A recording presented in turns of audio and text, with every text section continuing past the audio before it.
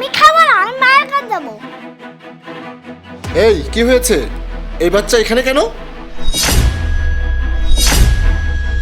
আরে তুহিন এখানে? আর এই বাচ্চা কি তাহলে আমার বাচ্চা? দুঃখিত স্যার, এটা আমার ছেলে। তোমার ছেলে? কিন্তু এখানে কেন? বাচ্চা নিয়ে ডিউটি করছো নাকি? আসলে স্যার, আমার বাচ্চার মা নেই, ওকে দেখার মতো কেউ নেই। এতটুকু বাচ্চাকে একা রেখে আমি আসবো কি করে? ও সব সময় মা করে। ওকে আমি ঠিক মতো খাওয়াতেও পারছি না, দেখেন খাবারটাও ফেলে দিল। কিন্তু আমাকে তো কাজ করে খেতে হবে, তাই বাধ্য হয়ে আমার সাথে ওকে রেখেছি।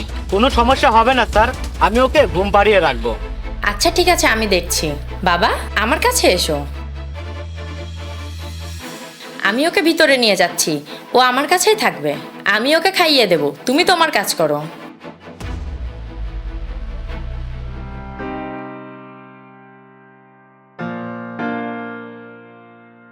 বাবা তোমার নাম কি?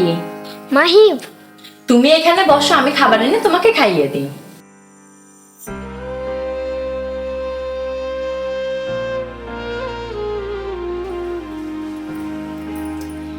ইস, এমন একটা বাচ্চা যদি আমাদের হতো অনেক ভালো হতো, তাই না? হ্যাঁ, হলে অনেক ভালো হতো, কিন্তু হবে না। আচ্ছা ঠিক আছে, তুমি ওকে খাইয়ে দাও, আমি ফ্রেশ হয়ে নিই।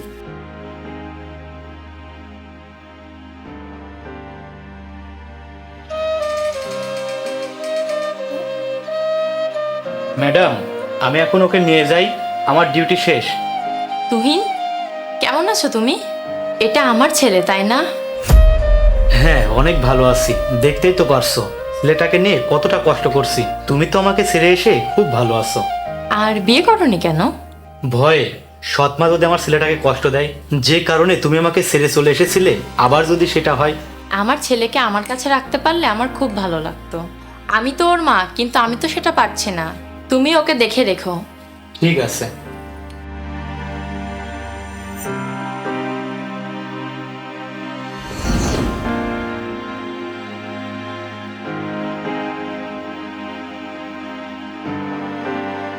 তুহিন, তোমার বাচ্চা কোথায়? ম্যাডাম নিয়ে গেছে। স্যার, আমার বাচ্চার জন্য কি আপনাদের কোনো সমস্যা হচ্ছে? না না, সমস্যা কেন হবে, বরং খুব ভালো হয়েছে। আসলে আমার স্ত্রী কখনো মা হতে পারবে না, তোমার ছেলেকে পেয়ে তো আমার স্ত্রী খুব খুশি হয়েছে। আচ্ছা তুহিন, তুমি বলেছিলে না তোমার বাচ্চাকে দেখার জন্য কেউ নেই? তাহলে কি তোমার বাচ্চাটাকে আমাকে দেবে ভাই? আমি আইনগতভাবেই আমার সবকিছু ওয়ারিশ করেই তোমার বাচ্চাকে নেব। ও আমার সন্তানের পরিচয়েই বড় হবে, ওকে আর কোনোদিন কষ্ট করতে হবে না। সত্যি বলছেন স্যার? আমার বাচ্চাকে আপনি নেবেন? হ্যাঁ, সত্যি বলছি। ঠিক আছে স্যার, আমার কোনো আপত্তি নেই।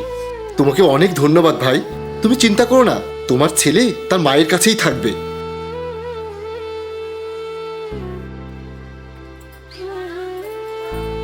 নীলা, একটা সুখবর আছে, তুমি মা হতে পারবে। কি বলছো তুমি? আমি মা হতে পারবো? কিভাবে? এই যে তোমার ছেলে, আমি ওর বাবার কাছ থেকে ওকে দত্তক নিয়ে আমাদের ছেলে বানিয়ে নিয়েছি। আজ থেকে ও আমাদের কাছেই থাকবে। তুমি সত্যি বলছো? ও আমার কাছে থাকবে? তুমি অনেক ভালো গো। এখন রেডি হও, চলো ওকে নিয়ে মার্কেটে যাব, ওর জন্য অনেক শপিং করতে হবে। যাও যাও, রেডি হয়ে এসো। ঠিক আছে।